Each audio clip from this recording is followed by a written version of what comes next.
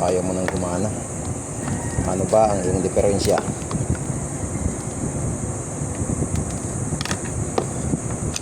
Ayun, putol na. Kaya wala kang supply dahil putol ka na. Ay, napilipit ang kanyang wire. Malamang bumaliktad yung kanyang ikot. Ayun, oh. Kapag ganitong nabaliktad ang ikot, naputol yung spring nito. Ayan, oh, wala na yung kanyang spring. Ito na yung kaputol niya, oh. Yun, malaglag na. I-adjust na lang natin yung spring nito para magawaan ng paraan. Madali lang gawa ng paraan to guys kapag mga ganitong naputol lang yung spring. And then idudugtong lang yung kanyang wire. Ayun, oh.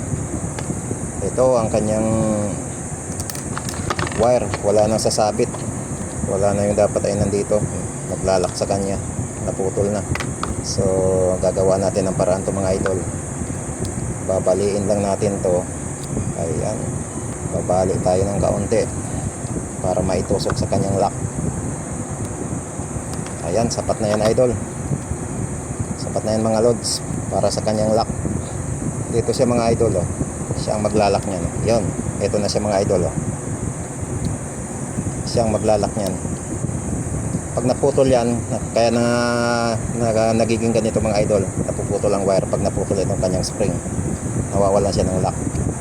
Okay na ito mga idol, gagana na uli ang ating, ito siya, dudugtungin lang natin to. Mahirap-hirap na itong dugtungin kapag ganito sunog. 24/7 lang kasi itong nakaandar mga idol, eh. Ayan, nagdikit siya. Babalik na natin to dito sa kanyang lungga. Ayun, masyadong napilipit ang kanyang wire, bumaliktad ang kanyang ikot, kaya ganito napilipit ang kanyang wire. Sira yung ating panghinang mga idol, kaya ganito na lang. Pilipilipit lang din. Mahirap na siyang idugtong mga idol. Masikip na yung kanyang espasyo ng pagkaputol. Yan, okay na yan mga idol. Lalaban na uli yan ng 24/7 ng ating electric fan na yan. Okay, good enough. Lalagyan natin ang kanyang lock, screw lock. Yan, testing natin mga idol kung gagana na siya. Testing, ayan, whoop. Saksak yun.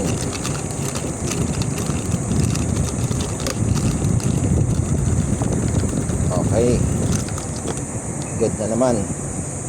Yan lang mga idol. Thanks for watching mga idol. Batingaw, Kampana.